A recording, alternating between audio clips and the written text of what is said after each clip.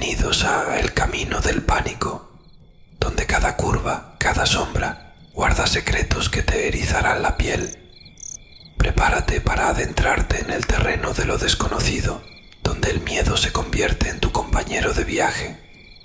Suscríbete, activa la campana y únete a nosotros en este viaje hacia lo paranormal. El miedo espera en cada esquina. ¿Te atreves a seguir el camino del pánico?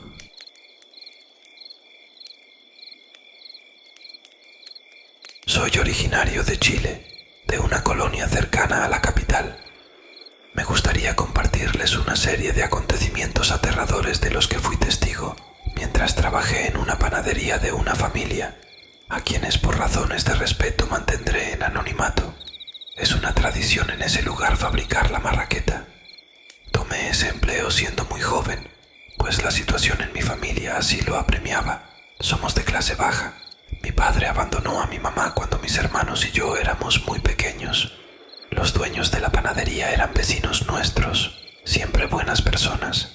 Aun cuando yo no laboraba con ellos, solían regalarle pan a mi mamá. También algunas veces nos apoyaban con algo de azúcar o sal. En fin, en cuanto yo tuve edad, comencé a ayudarles en lo que se pudiera. Duré mucho tiempo trabajando con ellos, tiempo en el que jamás presencié nada paranormal, hasta el día en que una hermana mayor del dueño, quien era mi patrón, se fue a vivir a un departamento que se encontraba justo arriba del negocio. A partir de ese día todas las cosas cambiaron. Es curioso, yo jamás conocí ese departamento por dentro. Por respeto no me gusta andar husmeando en casas ajenas. Para mi mala suerte al final me tocaría conocer ese lugar. Todo empezó con pequeñas cosas raras. Cuando nos tocaba trabajar en la madrugada, escuchábamos voces extrañas que provenían de la campana de extracción del horno. Al principio solo las escuché yo, después comenzó a escucharlas mi patrón, quien resolvió cubrir el ruido con música, así que subía el volumen de la radio. Ocurrió lo mismo, justo a las 3 de la mañana, se escucharon las aterradoras voces. De nuevo le subimos al volumen de la música y continuamos trabajando.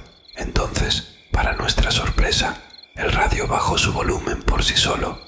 Aparte comenzó a cambiarse de estación, así que decidimos desconectarla. Pasaron los días y conocí a la hermana del patrón. Era una mujer de baja estatura y piel oscura que actuaba de manera extraña. Como podía a veces hablarte amablemente, como podía hacerlo de manera golpeada. Aparte actuaba de una manera errática. Yo la verdad prefería no hablarle mucho. Incluso mi patrón y su esposa me aconsejaron que no le hiciera confianza. Así lo hice. Sin embargo, era inevitable verla casi a diario, pues tenía por costumbre sentarme en la banqueta afuera del expendio de pan, y ella siempre estaba afuera, caminando erráticamente. Noté que siempre llegaban personas a visitarle. Al poco tiempo me enteré por una vecina que vende desayunos justo al lado de la panadería, de que esa mujer se dedicaba a la brujería, por lo que siempre recibía personas que iban a pedirle trabajos, como amarres o adivinación. Sinceramente, en aquel entonces todo esto me parecía algo ridículo. Pensaba que ese tipo de prácticas solo eran producto de la sugestión. Con el tiempo descubriría que la realidad era otra, y sobre todo que el problema con esa señora era mayor al de esos trabajos menores. Pasó el tiempo y el trabajo aumentó a tal punto que nos vimos en la necesidad de hacer turnos dobles. Como pueden adivinar, los turnos nocturnos nadie quería agarrarlos, ni siquiera yo, y para mi mala suerte, 2 empleados renunciaron, así que no pude elegir, tuve que trabajar de noche. Para animarme, el patrón hizo turno conmigo cada tercer día. En uno de esos turnos nos tocó ver que de la nada la cortina que cubre la habitación de fermentación se abrió por sí sola.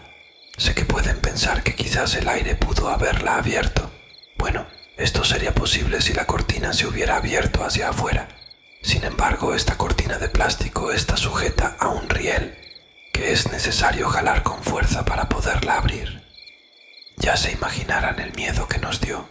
Nos costó trabajo salir del cuarto. Las demás noches nos tocaba ver sombras que pasaban. o escuchar que nos hablaban desde la campana del horno. Cada día empeoraban los fenómenos que experimentábamos, y no solo los empleados. Algunos vecinos me contaron en confianza que a veces escuchaban sonidos horribles, en especial una vecina que vive justo al lado. Me comentó que tuvieron que mudar de habitación a su madre, pues su cuarto estaba pegado a la casa donde vivía la extraña hermana de mi patrón.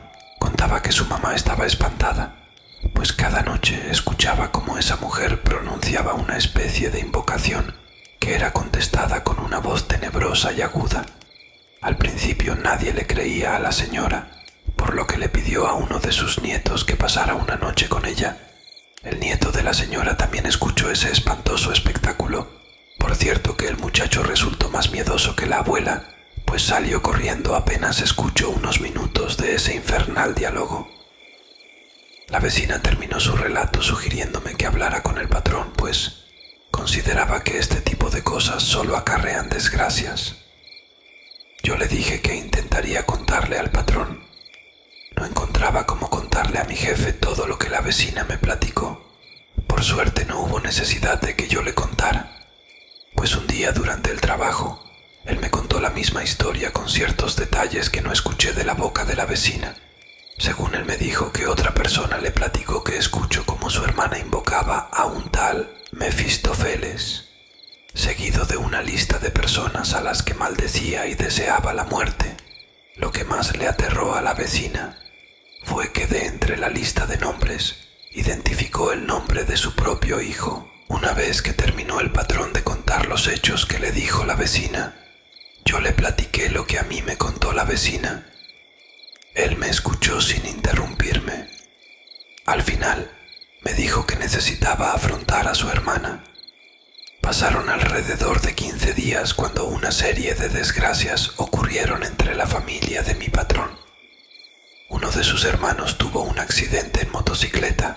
A él le robaron un auto, lo mismo a uno de sus sobrinos que también trabajaba con nosotros. Y el peor de todos fue el hijo de la vecina, que tuvo un accidente grave en auto. Tan mal estaba el joven que se encontraba en terapia intensiva. El estrés que provocó esa serie de acontecimientos en el patrón fue tal que terminó por orillarlo a la bebida. En cierta ocasión bebió de más y, en un arrebato de ira, subió las escaleras hasta la casa de su hermana, llamó con furia a la puerta y comenzaron a intercambiar palabras. El patrón le acusaba de ocasionar la desgracia en su familia. Al final, el jefe se fue muy enojado a su casa, lo mismo que hicimos todos. Ese día, después de la confrontación de mi jefe con su hermana, me fui temprano a mi casa a dormir. No habré durado durmiendo ni media hora cuando recibí una llamada de uno de los sobrinos del patrón. Contesté adormilado. No le entendía muy bien lo que me decía. Se escuchaba asustado. Solo le entendí que la panadería se quemaba. La adrenalina se disparó en mi sangre, por lo que me levanté de golpe y salí corriendo hasta la panadería. Apenas di la vuelta en la esquina, vi el humo. Yo esperaba ver la construcción cayéndose a pedazos, pero no. De hecho, solo se incendiaba el departamento de la hermana. Apenas llegué, tomé uno de los 3 extintores del negocio. Subí corriendo las escaleras. Arriba, ya casi terminaban de sofocar el fuego el muchacho que me llamó y la esposa del jefe.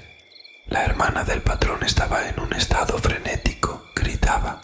Su imagen me parecía muy grotesca, pues iba ataviada solo por un traje hecho de una tela de esas con las que suelen revestir el fondo de los muebles. Llevaba también un sombrero hecho del mismo material. La esposa del patrón se encontraba en la entrada de una habitación donde me dijeron que se inició el fuego. Me miró y me dijo, «Mejor ni entres». No hubo manera en que no lo hiciera, pues para ese momento ya estaban llegando los bomberos, quienes de inmediato investigaron el origen del fuego. La hermana del jefe juraba que la causa fue un cortocircuito, cosa que apenas entraron a la habitación donde inició el fuego, se aseguró que no fue así. El cuarto estaba hecho un asco, todo chamuscado y lleno de basura, velas de todos colores con incrustaciones de piedras, formando símbolos extraños, y coronando el oscuro escenario se encontraba un altar y sobre él una estatua con la forma del demonio. Una vez que se fueron, nos tocó a nosotros limpiar.